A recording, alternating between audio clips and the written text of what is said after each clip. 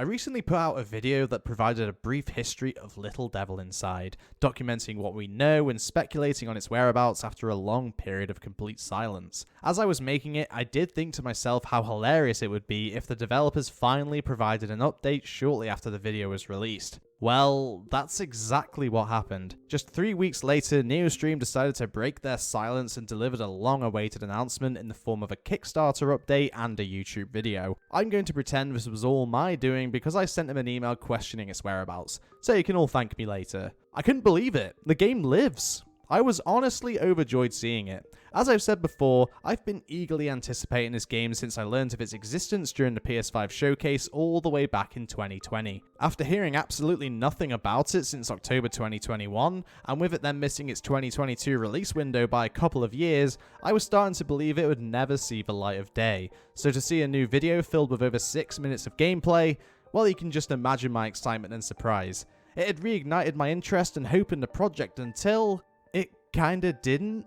Excitement then gave way to skepticism, and I found myself having a sour taste in my mouth after letting my initial thoughts and feelings settle. Don't get me wrong, I am excited for this game and I am rooting for Neostream, but it doesn't excuse the complete lack of communication from them, especially for those who financially backed it all those years ago. Anyway, let's leave the discussion for later. I thought I'd make a video going over the recent development, so let's just dive right in and go over what we've learned and what's changed. Oh, and one more thing, if you notice my voice being a bit weird, well, I'm kinda sick at the moment, so just bear with me. So on the 21st of February 2024, Neostream uploaded a video to their YouTube channel simply titled Despite All. It's the first time we've seen anything from this game since October 2021, and to my delight it was a hefty 6 minutes of gameplay. For the most part, it is just more of what we've seen before. It shows off more of the overworld, traversal, character interactions, combat, and survival mechanics. As it did in videos before, it all looks absolutely gorgeous and the number of environments available is plentiful. They confirm the game is now running on Unreal Engine 5 and the graphical fidelity on offer here remains to be very high. But we also gained an insight into a few new features that add extra layers of depth. While showing off the overworld, how you traverse to different areas was displayed with you being able to see what's on offer there, such as hunting and harvesting. It shows the seamless transition from the bird's eye view of the overworld to a third-person view, where it becomes more personal and focused. A greater variety of characters were revealed, and in some cases you're able to choose how to handle random encounters with them, which was really nice to see. The professor that we've seen before is present again, and it looks as though a new mechanic is introduced where he studies the samples you bring to him from your quests, though what happens when it reaches 100% is anyone's guess. Customization is also exhibited, with it not just being a way to dress how you like, but also a way to affect gameplay, such as disguising yourself among sheep while hunting. Seeing more environments such as towns, mines, and even gas stations in addition to what we've seen in previous videos had me feeling very excited. The world looks very expansive, with a lot of variety on offer. There was even one section in a creepy looking hospital that borrowed a lot from the horror genre, with the game showing off a frightening looking monster chasing you down corridors, which reminded me a lot of the Little Nightmare games. The game really does still look like the game we all fell in love with, so I was really happy watching it from beginning to end. But then I watched it again, and then I decided to watch it once more, and then just one more time. And I did notice some things that have partly fueled the skepticism I mentioned previously. This video was more reminiscent of the tech demos we saw all those years back, and the gameplay wasn't as polished as the two PlayStation videos we were treated to in 2020 and 2021. While the game does look outstandingly beautiful, I did notice some performance hiccups like frame rate drops and random glitches. There was even one moment where a car just straight up clips through a fence, and I noticed some typos and grammatical errors within dialogue and the environment. I'm all for gameplay videos like this, by the way, please don't get me wrong.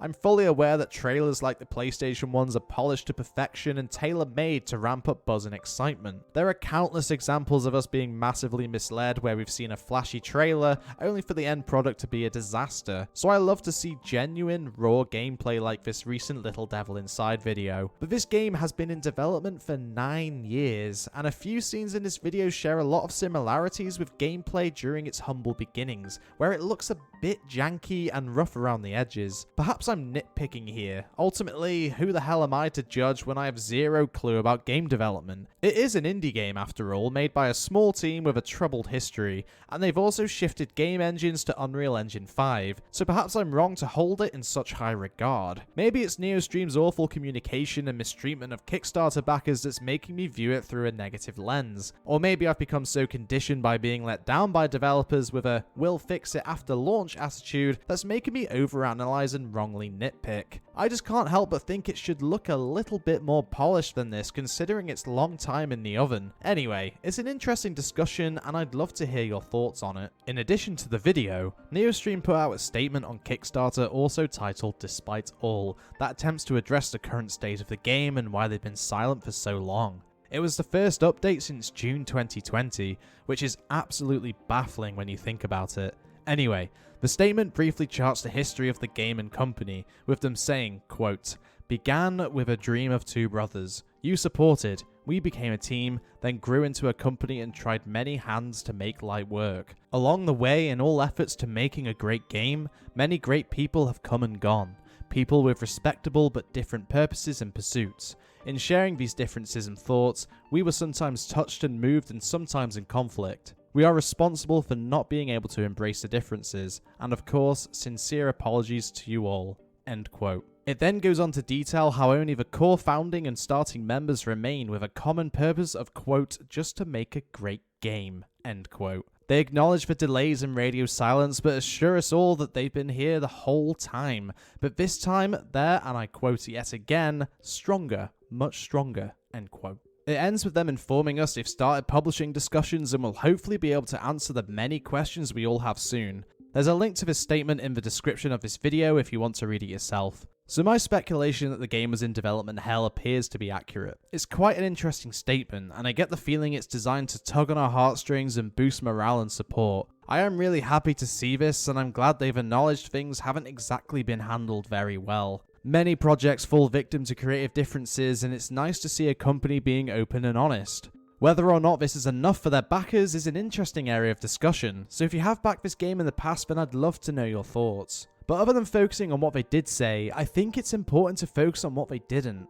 There was zero mention of a release date or even a new release window. You'd think that by missing your previous window by 2 years, you'd be eager to shed at least a bit of light on it and dispel any qualms people have had for so long. It's almost becoming comical at this point, and a pattern seems to be forming. Remember, this game's initial release window was autumn 2016. I understand they do say they'll answer people's questions soon, but I really don't think that's good enough given how long people have already waited.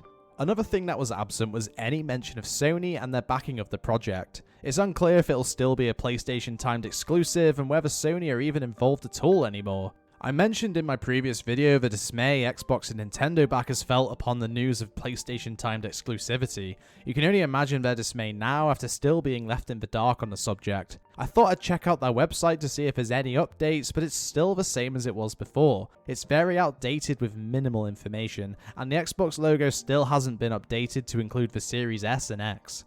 I don't know, something just feels a bit off here. Of course, the Kickstarter backers were quick to comment on the new update after being shocked to finally receive one. Their responses are pretty much as you'd expect. Some are excited and happy, while some continue to be angry and frustrated.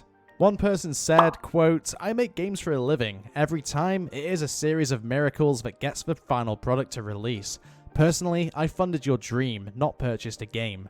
I believe in you, things look great. I especially love the overworld, such fun art style," end quote. While another person wasn't so enthused and said, quote, "Once every couple years, they update and remind me of the money I wasted on Kickstarter," end quote. And that was probably the nicest of the negative ones I saw. It's definitely a mixed bag of reactions and was quite interesting to read through them, but the general consensus is that backers want to find out more after the long wait, but they're unfortunately having to wait a bit longer. Overall, I feel like the update isn't really much of an update at all. While it's both amazing and shocking to finally see something new from Neostream, it fails to address the important questions. It's all well and good to apologize and provide an explanation for their absence. In fact, it's very much appreciated and I thank them for issuing it. But I feel like the statement would have been better to release when they actually had some important things to say about the game, like the new release window and the platforms it'll be available on. Let's not forget, this isn't the first time we've witnessed a long period of absence that required an apology. Between 2018 and May 2019, we saw nothing at all until they resurfaced and issued an apology where similar language was used to diffuse any tension. They even said, quote, "We really do regret for being slack in communicating with you guys and will provide much more frequent updates even if they are small to keep everyone in the loop," end quote. Which, as we all know, didn't exactly happen. You'd think they'd have learned from their past mistakes, but apparently not. There does seem to be a pattern of miscommunication forming, and I'm starting to wonder if we're all being messed around. I really hope I'm wrong, and I'm sure some people will disagree with me, but one thing I'm sure we can all agree on is that people deserve something more than just an apology and more gameplay after waiting for so long, especially the backers. Ultimately, despite all my reservations, I'm still optimistic for Little Devil Inside, but that optimism is sadly riddled with more doubt than there was before. It's got to a point where I'll absolutely play the game when it's out, and I really do hope it's good, but I'm no longer excited as much as I was when I first laid eyes on it. I'm sorry if I'm coming across quite negative here. If you're genuinely ecstatic to finally receive an update and see more of this game, then I'm truly happy for you. Please don't let me take that away.